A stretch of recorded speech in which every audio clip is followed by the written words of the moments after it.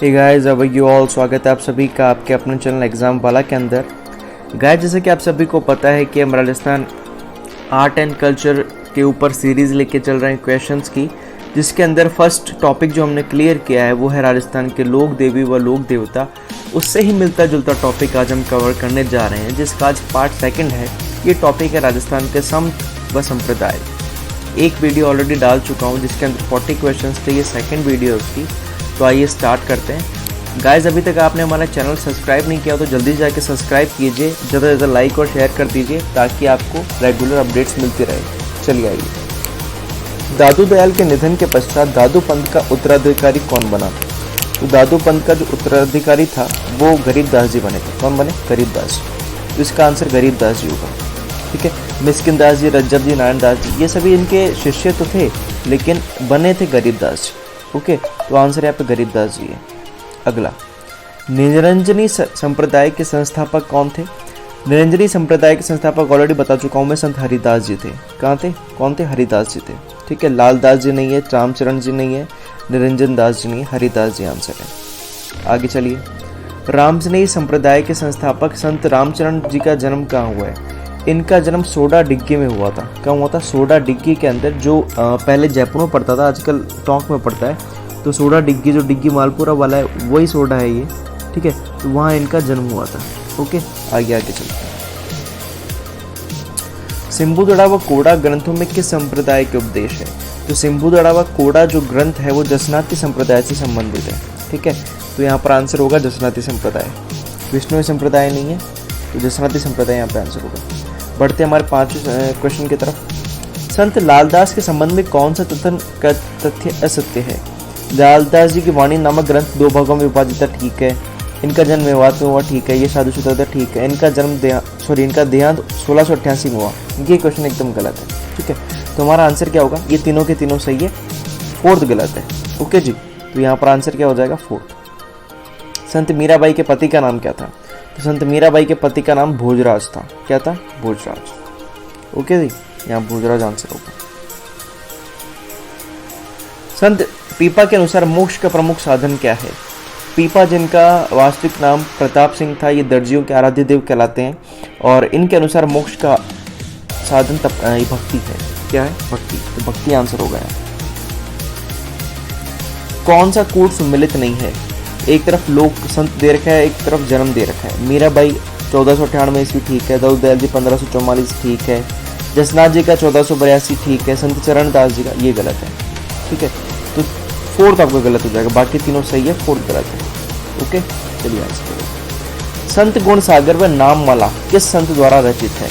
ये रचित है भैया किसके द्वारा? दादू जी द्वारा। किसके द्वारा? दादू जी द्वारा। दादू जी जो संत थे उनके द्वारा संत गुण सागर व नाममाला ग्रंथों की रचना की गई। तो आपका आंसर क्या होगा? सेकंड। संत दरियावजी रामसनेही संप्रदाय की किस शाखा के प्रवर्तक हैं? तो मैं बता चुका हूँ, ये है रेण शाखा के, जो जोधपुर में है। ठीक है, और सिंगतल के हरिदास जी है, शाहपुरा के रामचरण जी है और खेड़ापा के दूसरे हैं कोई। ठीक है, तो यहाँ पर आंसर क्या हो जाएगा अपना? रेण। ठीक है, आइए। हाँ जी, जम्बू जी के 29 नियमों का पालन करने वाले अनुयायी क्या कहलाए? ये कहलाए विष्णोई। 20 + 9, 20 + 9, 20 और 9 विष्णोई कहलाए। ठीक है, तो आंसर क्या होगा? विष्णोई। अगला देखो। मीरा ने अपना अंतिम समय किस स्थान पर बिताया? तो मीरा ने अपना अंतिम स्थान द्वारिका में बिताया और यहाँ के जो रणछोड़ मंदिर है वहाँ पे वो विलीन हो गई थी कृष्ण भक्ति में। द्वारिका में बिताया। दादू के देहांत के पश्चात नारायण दादू पंथ की किस उपशाखा का स्थान रहा? मतलब किस उपशाखा के स्थान रहा? ये रहा खालसा का। देखो, जो दादू पंथ था इसमें 5 शाखाएं थी। ठीक है, 5 शाखाएं थी, जिसमें से खालसा जो शाखा है उसका केंद्र रहा था नारायण। संत दरियावजी का संबंध किससे है भैया? रामसनेही मत से, बता दिया था ऑलरेडी। अगला, संत पीपा के बचपन का नाम था प्रताप सिंह, ये भी बता दिया मैंने। गागरोन में जिनका जन्म हुआ था, दर्जियों के आराध्य देव कहलाते हैं और भक्ति पर बल दिया कि मोक्ष का माध्यम क्या है? भक्ति है। धौलीधूप नाम ग्राम किस संप्रदाय से संबंधित है? ये है भैया लालदासी से। लालदास जी जो है ये मेव जाति के मुसलमान थे और धौलीधूप में इनका जन्म हुआ है, तो ये इनसे संबंधित है। अगला, निम्बार्क संप्रदाय की प्रमुख पीठ कहाँ है? ये सलेमाबाद है। इसको सनकादी संप्रदाय या हंस संप्रदाय भी कहा जाता है। परशुराम देव ने इसकी स्थापना की थी। चलिए आइए। संत माओ जी की पीठ कहाँ स्थित है? माओ जी की पीठ स्थित है सबला गांव डूंगरपुर में। कहाँ है? सबला गांव डूंगरपुर में। ओके, यहाँ पर आंसर क्या होगा? ठीक। दादू पंथ के बारे में निम्नलिखित में कौन सा कथन सत्य नहीं है? तो नारायणा स्थित है, ठीक है। दादू पंथ मूर्ति पूजा विश्वास नहीं रखते, ठीक है। शवों को जलाने में विश्वास करते, गलत भैया। कहा कि दादू, ठीक है भैया। देखो क्या है कि ये शव को जलाते नहीं है, ये किसी खुली पहाड़ी के ऊपर जाकर शव को छोड़ आते हैं और पशु पक्षियों जीव जंतुओं के लिए शव को छोड़ आते हैं। ये सब मानते हैं कि शव मरने के बाद किसी के काम आए, तो ये आंसर इसका रॉन्ग है। अगला, जाम्बोजी जहाँ प्रवचन करते थे वह क्या कहलाता था? जाम्बोजी जहाँ प्रवचन देते थे वो स्थान साथरी कहलाता है। क्या कहलाता है? साथरी या सथारी। ओके, तो अपना आंसर क्या हो जाएगा? 1। अगला, निरंजनी संप्रदाय के संस्थापक, ये बहुत बार आ चुका है, संत हरिदास जी हैं, बता चुका हूँ मैं ऑलरेडी आपको। सहजोबाई के गुरु कौन थे भैया? चरणदास जी थे। कौन थे? चरणदास। देखो आप रामचरण दे दिया और चरणदास जी, इसलिए कंफ्यूज करने के लिए देते हैं। यहाँ पे आंसर क्या होगा? चरणदास जी होगा। और ये जो सहजोबाई और दयाबाई, इनकी चरणदास जी की 2 शिष्या थी। चरणदासी संप्रदाय की स्थापना हुई थी। चरणदास जी का जन्म अलवर में हुआ था, बाद में इसकी पीठ दिल्ली में स्थित है, मुख्य पीठ। रामचंद्र संप्रदाय के संस्थापक संत रामचरण के गुरु कौन थे? इनके गुरु थे कृपाराम जी। कौन थे? कृपाराम। ओके, तो 3 सही आंसर। फिर अगला देखते हैं। नारायणा का जाना माना केंद्र माना जाता है। नारायणा दादू पंथ का केंद्र है। दादू पंथ का ऑलरेडी बता चुका हूँ मैं, दादू पंथ की मुख्य पीठ नारायणा थी। भर्तहरि की गुफा कहाँ है? तो भर्तहरि की गुफा है बगेरा गांव अजमेर में। कहाँ है भैया? बगेरा गांव अजमेर। परशुराम जी गौड़ ने किस संप्रदाय के विचारों के प्रचारार्थ परशुराम सागर नामक ग्रंथ की रचना की? तो परशुराम जी का संबंध है भैया अपने किससे? सलेमाबाद वाले संप्रदाय से। वो संप्रदाय निम्बार्क संप्रदाय, जिसको सनकादी या हंस संप्रदाय भी कहा जाता है। ठीक है, तो यहाँ पर आंसर हो जाएगा 3rd आंसर। सिंबुदड़ा व कोड़ा क्या है? ग्रंथ है जो जसनाथ जी से संबंधित है, जसनाती संप्रदाय से संबंधित ग्रंथ है। अगला, राजस्थान में शैव धर्म की प्राचीनतम जानकारी कहाँ से मिलती है? ये मिलती है नाथ प्रशस्ति से। नाथ प्रशस्ति से इसकी जानकारी मिलती है शैव धर्म। रसिक संप्रदाय का प्रवर्तक कौन माना जाता है? देखो ये जो रामानंदी संप्रदाय से ही ये शाखा निकली है, जो सीकर के रेवासा ग्राम में प्रसिद्ध हुई। इसके जो संस्थापक है वो अग्रदास जी हैं।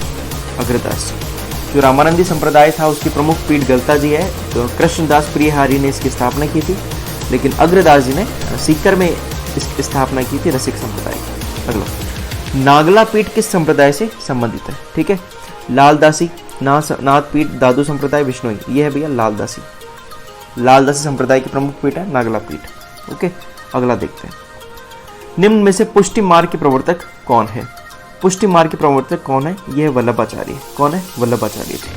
ठीक है, तो आपको क्लियर हो रहा होगा धीरे धीरे। निम्बकाचार्य, रामानंद, ये सब क्या है? वैष्णव धर्म के संप्रदाय हैं यहाँ पे। अगला, कौन सी रचना संत मीराबाई की नहीं है? तो ये भी टीका राग गोविंद ठीक है, रुक्मिणी मंगल ठीक है, नरसिंह मेहतारी हुंडी ठीक है, दयाबोध नहीं है।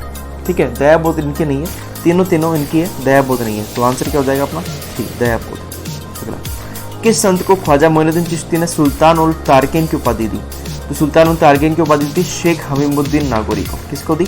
शेख हमीमुद्दीन नागौरी को, जिनका स्थान नागौर के अंदर है। अगला, जहाँ दादू ने अपना अंतिम समय बिताया उस स्थान का नाम क्या था? उस स्थान का नाम सांबर, शाहपुरा, जयपुर, नारायणा। वो था नारायणा। क्या स्थान था? नारायणा। अगला, किस लोक संत के समाधि स्थल पर उनकी पत्नी की याद में भंवरी ओढ़नी हमेशा चढ़ी रहती है? तो ये लोक संत है भैया जसनाथ जी। कौन है? जसनाथ जी। ठीक है फ्रेंड्स, अगर आपको हमारे क्वेश्चंस अच्छे लग रहे हैं तो प्लीज़ जाके सब्सक्राइब कर दीजिएगा। सब्सक्राइब का नीचे बटन है लाल वाला बटन, उसको प्रेस कर देना, और जो बेल आइकन आएगा उसको भी प्रेस कर देना, ताकि आपको रेगुलर अपडेट्स मिलते रहे। आगे चलते हैं। ओम नमो भगवते वासुदेवाय मंत्र किस संप्रदाय से संबंधित है? तो ये वल्लभ संप्रदाय से संबंधित है, सॉरी ये वैष्णव संप्रदाय से संबंधित है, गलत है। तो ये किससे संबंधित है? वैष्णव संप्रदाय से संबंधित है। ये वल्लभ और वैष्णव सेम साउंड करते हैं ना, तो वैष्णव संप्रदाय से संबंधित है। चलो आगे चलो। निम्न से किसने गुरु गोरखनाथ से दीक्षा ली थी?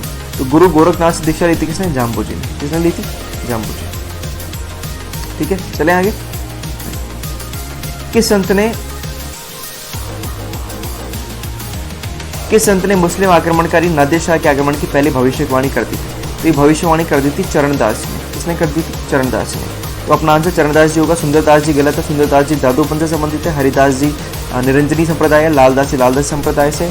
अपना आंसर चरणदास जी होगा। तरंगदासी संप्रदाय, इन्होंने नादिर शाह के आक्रमण की भविष्यवाणी की थी। लसाड़ी आंदोलन की प्रवणता थे, कौन थे? माओ जी। ठीक है, लसाड़िया एक क्षेत्र है उदयपुर के आसपास का। ठीक है, तो प्रश्न, आई होप आपको मज़ा आया होगा हमारे साथ। धन्यवाद हमको सुनने के लिए और प्रश्नों को देखने के लिए। अगर आपको हमारी वीडियो अच्छी लगती है, ज़्यादा से ज़्यादा सब्सक्राइब कीजिए हमारी वीडियो को और ज़्यादा से ज़्यादा शेयर कीजिए ताकि हमारा मोटिवेशन बढ़ता रहे और हम ऐसी वीडियो आपके लिए लाते रहें। धन्यवाद।